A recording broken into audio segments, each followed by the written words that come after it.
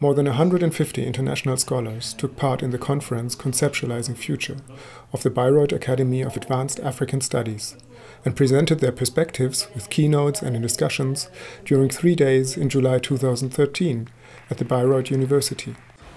Normally future is discussed in a kind of non-regional way. It is assumed that future is a kind of general concept for the world, but if you look closer at it, these ideas of the future that we are normally dealing with are to a considerable extent linked to Western or European perspectives. There's seldom, it has been asked whether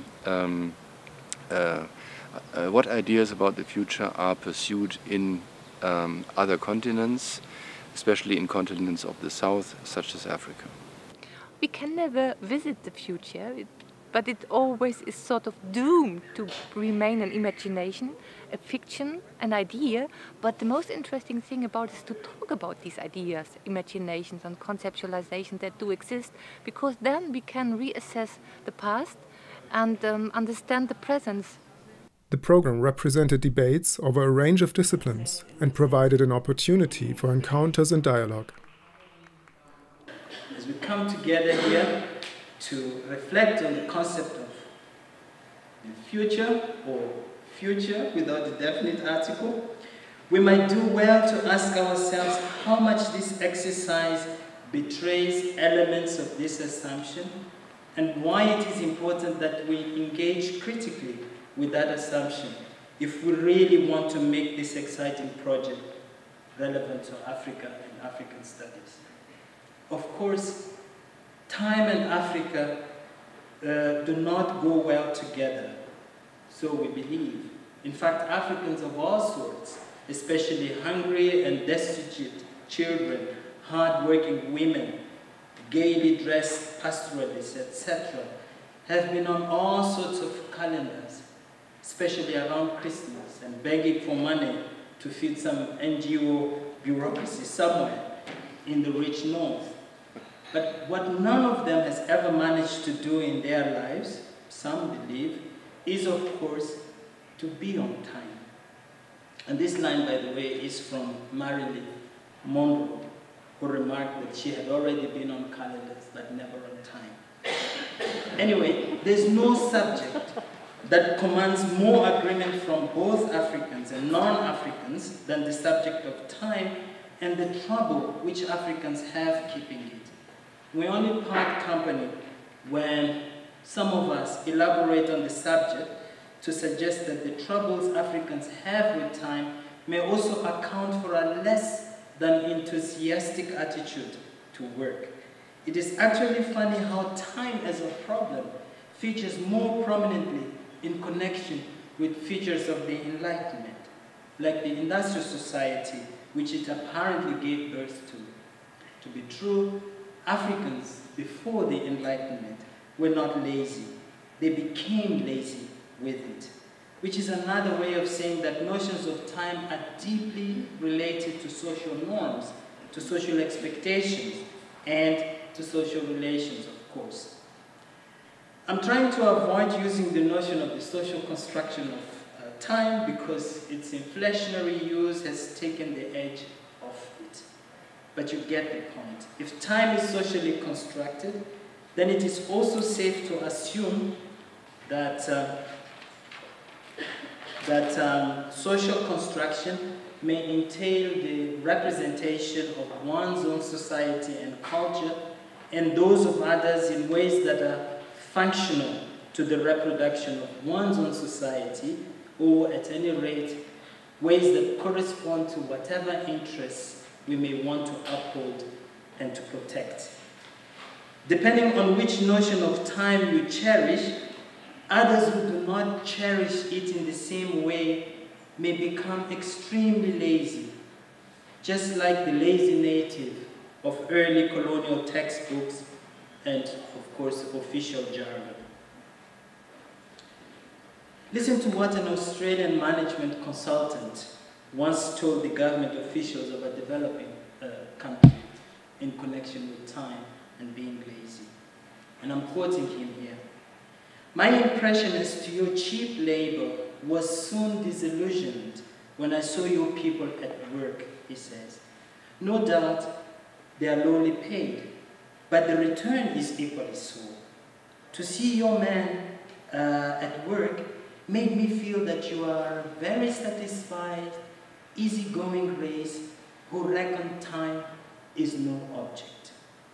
When I spoke to some managers, they informed me that it was impossible to change the habit of national heritage.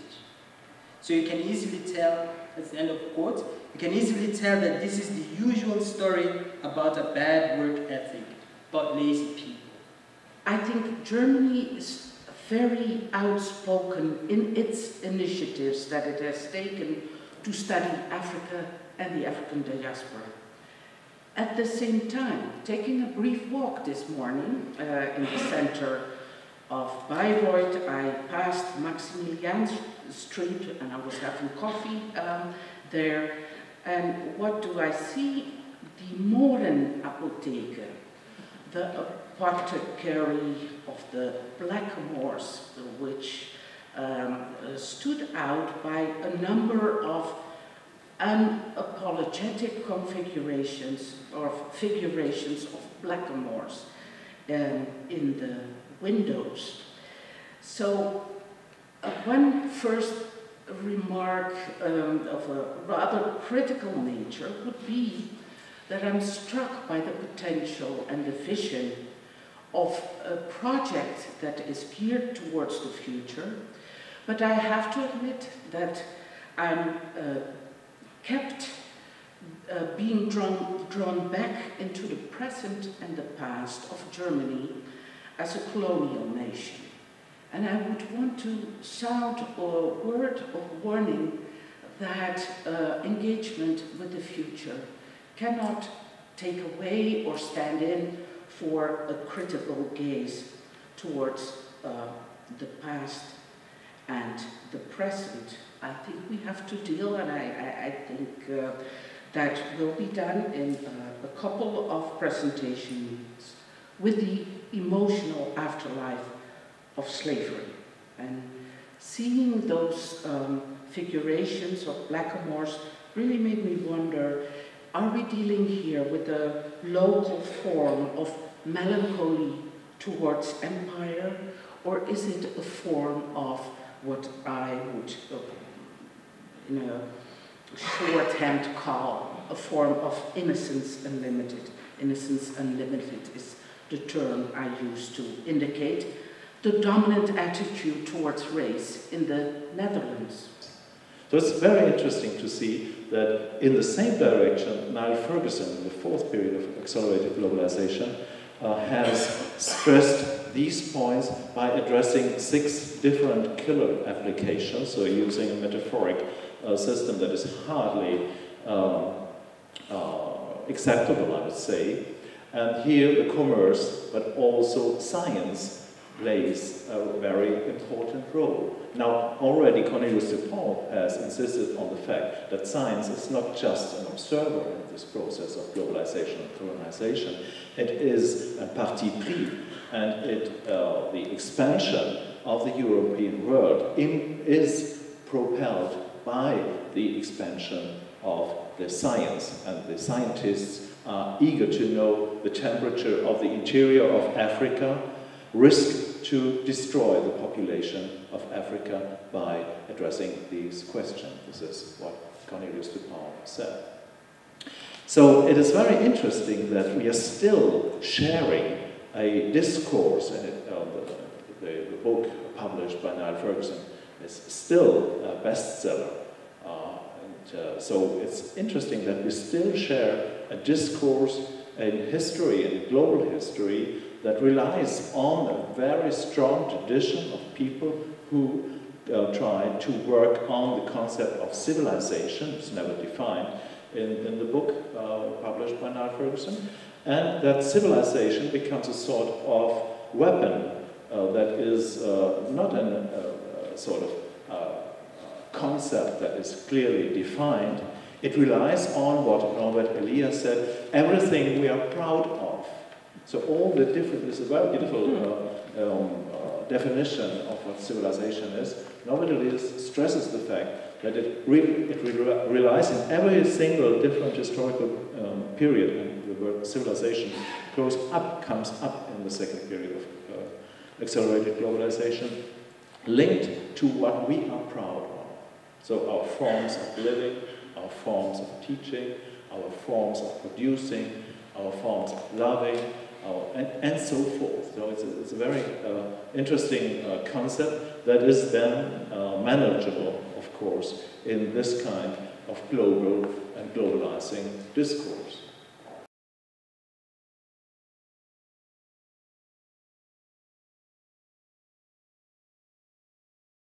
Future, a word everyone uses so casually, day in, day out, and yet it bears a multitude of concepts.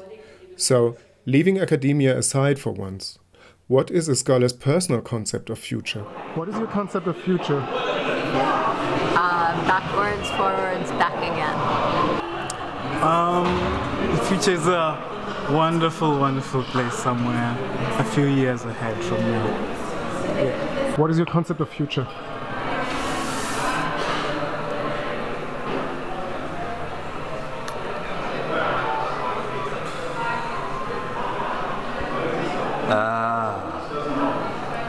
What is your concept of future? I don't have one. I don't think it exists. It's a dystopia. It's a place and time that does not exist.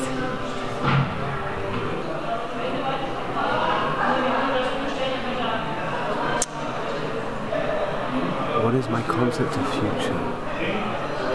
Well, my concept of future is that I'm always looking for open doors, and if I can't find it directly, I just try to get behind the paradise and see if there's an open door still. I think my conception of future is that we have to solve, from the engineering point of view, several main problems. One is how to support the world with enough energy, and the second one is how to support the world with clean water. I think that are the two main aspects that we have to solve in future because of the growing world population. Future.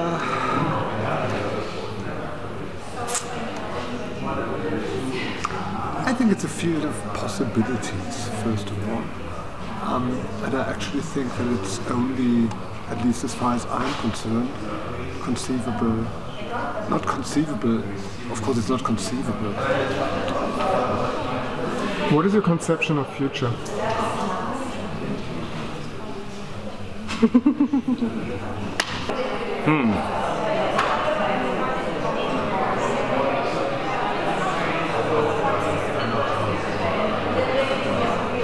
It's the energy you generate today to sustain tomorrow.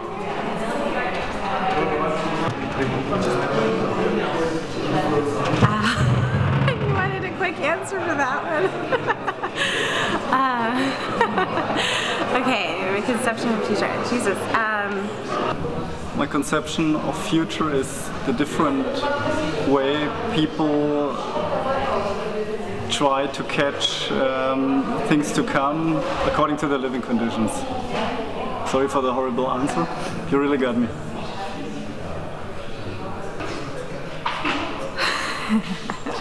Okay, it's a difficult question. I believe in the future. I think that there is something there, and I believe that we can do something about it, but not all. That there's always this insecurity, this moment where which we can't influence. It's a surprise. It's maybe also a present that we can't control everything in life. So it's kind of hope. Of course, also with fears, but it's also it opens the perspective for hope, just to see what will come. Yeah. I don't think there is one conception of future. There are several ones, and but I think there are not infinitely many ones. So the interesting question is whether we can describe concepts of future with few categories. So my idea would be that there is not one, and not say 100, but maybe something between 5 or 4 and 8, which we would need to classify concepts of future as we find them in the use, how people deal with their human-environment relationships. My conception of future. My conception of future is. Oh, can we start over? My concept of future. Well, I would like to refer to my favorite author, Joanna Russ, for that. And she said, "We're moving incurably into the future, but there is no future. It has to be created." That's my concept of future. Future is what lies ahead in your imagination, more or less. I mean, something, it's a fume. As I said, it disappears when you get there. But you imagine it's always there waiting for you. Something that's embedded in the present. Yeah, that's provocative. Oh man, I have to make a joke first. I'm sorry. My first thought is, my conception of future is, I hope I make it through the night to tomorrow. Okay. Now, and also at my age, I think about it differently from the way other people do. Future is an everyday fact, is a constant that lives with us moment by moment. The future is what we've been debating. It is a concept and it is a project. And that's what we can say. We are going around the concept and trying to think about ways of facing it in actuality. My own conception of future is that, being brought up in the West, I'm used to thinking about future in a linear sense, whereas I'm very aware that other people, like the population I did research among, are much more focused on the past and the present. Now, I know I'm supposed to answer this intellectually, but my conception for the future is that it's worth struggling to make things better. That's I think it's worth the struggle to make things better. So that's, and so I think about that, not every day when I get up, but it's a good base for grounding what I do. I think I'm just trying to make things a little bit better somehow. Is that okay? My conception of future is probably rather short, in the sense, not just because of my age, but because I think about nowadays what I'm going to do in the next year, 2 years, 3 years, not what I'm going to be in 20 years, although in 20 years I'll probably be dead. So I think future has to do with your place in life. You know, when I was younger, the future appeared so open and uncertain, but now it's quite certain. You know, I really think my future is right now, quite honestly. I don't really imagine a future. I'm constantly working in the now to help other people imagine a future. I feel like that's my role right now. So for that reason, I don't have the headspace to really sit and think about what the future might look like or what it should be like. I'm just really more concerned that people feel free enough to move and to create in the way that they want to, and I think that right there is our future, because we're creating every single moment and every single second, and every time we breathe in and breathe out.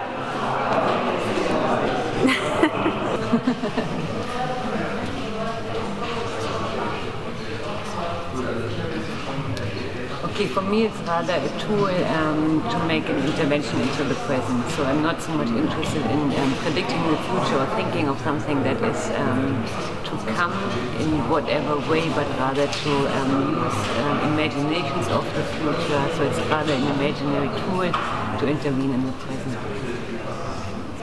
But imaginable and maybe in any articulate form available through works of art at the moment. And the most privileged form to me seems to be performance art.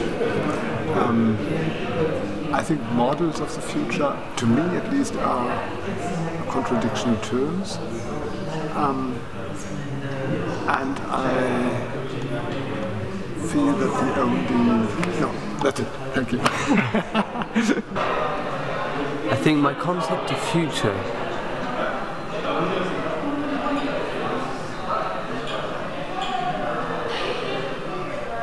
I suppose in the one way you could say future is potential. Because it's unknown and it hasn't happened on the one hand. But on the other hand, like my concept of future will be the same as my concept of present, in that these things which are so big, you can't really begin to understand them. Then they almost become nothing, actually. So, I don't know if that answers your question. My conception of future is... do you want a clever answer? My conception of future is what's about to happen, and it is made up of everything that I actually don't know what the future is, honestly. So maybe that's my answer. I have no idea.